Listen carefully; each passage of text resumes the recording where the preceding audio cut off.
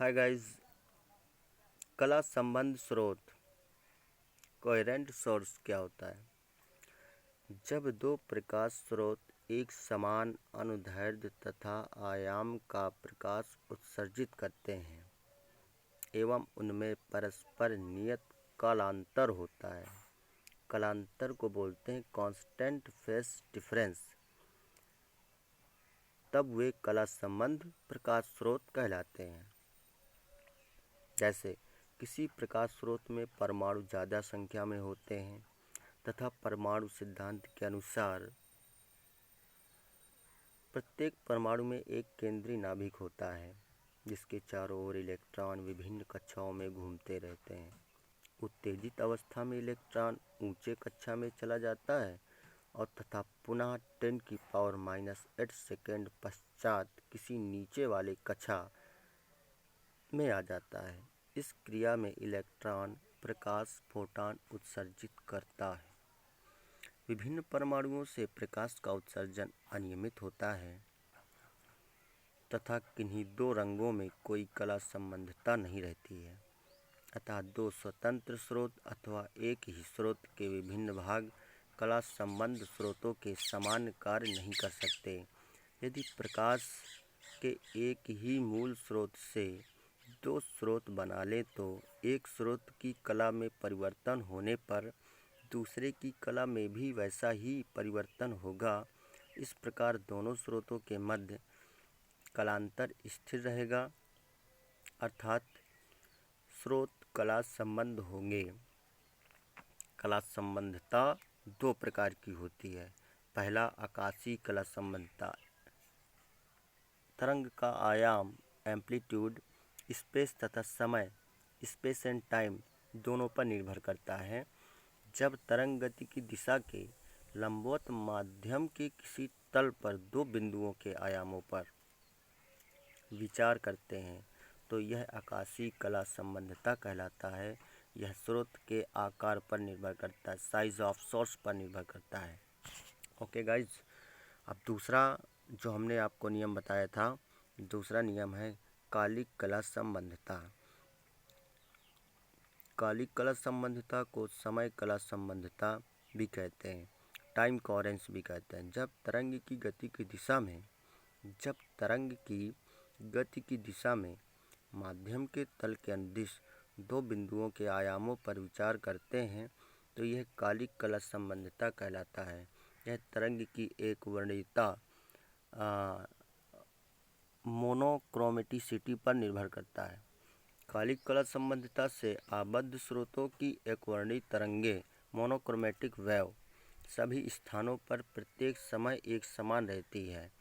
समान आवृत्ति की तरंगों के अध्यारोपण से व्यतिकरण, इंटरफेरेंस, प्रतिरूप, पैटर्न तथा भिन्न भिन्न आवृत्तियों की तरंगों के अध्यारोपण से विस्पंद उत्पन्न होते हैं या बीट्स उत्पन्न होते हैं।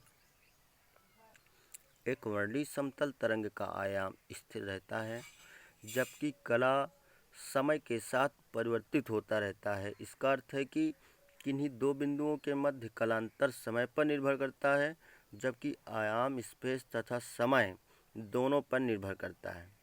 परस्पर बहुत अधिक समीप के बिंदुओं पर आयाम में एक निश्चित संबंध होता है जबकि परस्पर बहुत अधिक दूरी पर स्थित बिंदुओं पर आयामों में कोई संबंध नहीं होता है। तरंगों में कला संबंधता का स्तर डिग्री ऑफ कोहेरेंस का प्रायोगिक रूप से मापन किया जा सकता है। यदि कला संबंधता के स्तर का मान 1 है तब तरंगों में पूर्ण कला संबंधता होती है। ध्यान दीजिएगा गाइज, यदि कला संबंधता के स्तर का मान 1 है तब तरंगों में पूर्ण कला संबंधता होती है, जबकि कला संबंधता के स्तर का मान 0 होने पर तरंगों में कला असंबंधता होती है। तरंगों में कला असंबंधता होती है।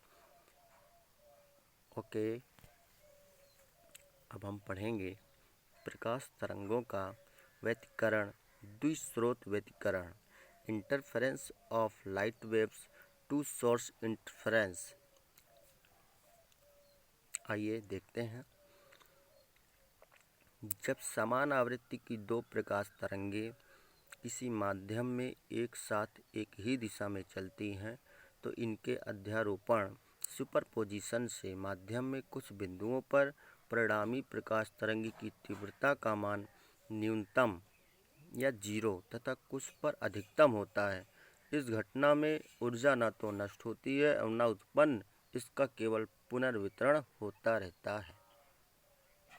ओके, दो समान आवृत्ति की तरंगों के अध्यारोपण के कारण प्रकाश की तीव्रता का असमान वितरण या पुनर्वितरण होता है। प्रकाश के इस प्रभाव को प्रकाश का व्यतिकरण इंटरफेरेंस ऑफ लाइट कहते हैं। The phenomenon of redistribution of light energy in medium on account of superposition of light waves from two coherent sources is called interference of the light। प्रकाश का व्यतिकरण दो प्रकार का होता है, संपोषी व्यतिकरण और विनाशी व्यतिकरण। अब संपोषी व्यतिकरण किसे कहते हैं?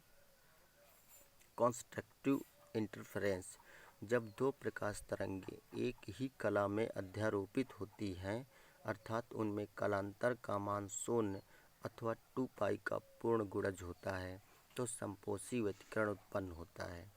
अब विनाशी व्यतिकरण क्या है? डिस्ट्रक्टिव इंटरफेरेंस, जब दो प्रकाश तरंगें विपरीत कला अपोजिट फेस में अध्यारोपित होती हैं अर्थात उनमें कलांतर का मान 180 डिग्री या पाई का विषम गुणक ऑड मल्टीपल होता है तो विनाशी व्यतिकरण उत्पन्न होता है। इस व्यतिकरण में परिणामी प्रकाश तरंग का विस्थापन या आयाम तथा उसकी तीव्रता का मान न्यूनतम होता है।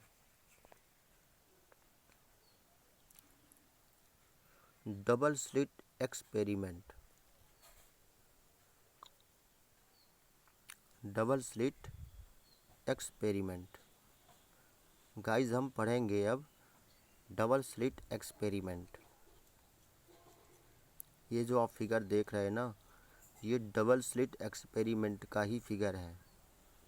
इसे हम यंग का डबल स्लिट एक्सपेरिमेंट कहते हैं। यंग का double slit experiment. Young in 1802 यानी कि 1802 demonstrated the phenomena of the interference of light by a simple experiment. The setup used in S is a narrow slit illuminated by a monochromatic source of light S.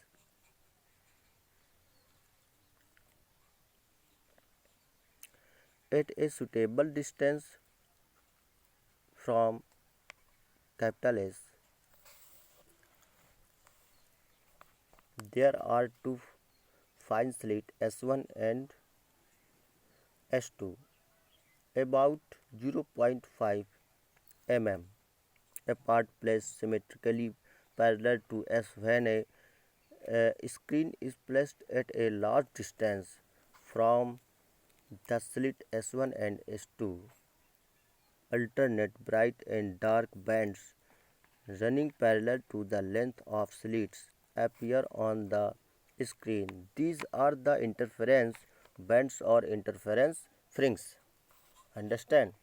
Explanation.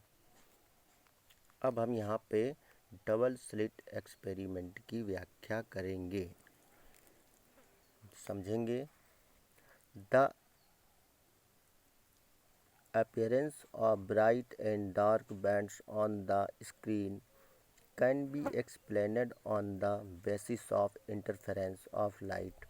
According to Huygens principle, the monochromatic source of light illuminating the slit S sends out spherical wavefront. Let the solid area represented the crest and the dotted area represented the throw. These wavefronts reach the slit S1 and S2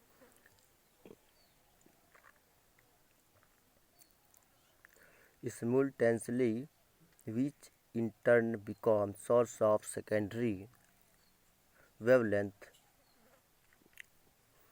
Thus, the two waves of same amplitude and same frequency with zero phase difference are given out by S1 and S2. The full line semicircle represents crest and dotted line semicircles represented through. The small circle represent the position of constructive interference where crest of one wave falls on crest of the other and through fall on through.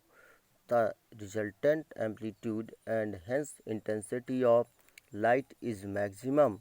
At this position, the lines joining the does lead to points B on the screen. Similarly, the black spot represented the position of destructive interference where crest of one wave falls on through of the other and vice versa. The resultant amplitude and hence intensity of light is minimum. At this position, the lines joining the crosses load to points D on the screen. Thus, we have bright bands at B and dark bands at D. These bright and dark bands are placed alternately and they are equally spaced. These bands are also called interference fringes.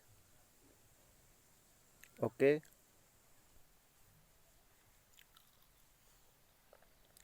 अब हम इसमें mathematical explanation करेंगे. A source of monochromatic light S illuminates two narrow slits S1 and S2. The two illuminated slits acts as the two current sources. Further, the two slits lie very close to each other and at equal distance from the source S. The wavefronts from S1 and S2 spread out in all directions and in the region they uh, they superpose on the screen. Alternate bright and dark fringes are observed at the center O of the screen.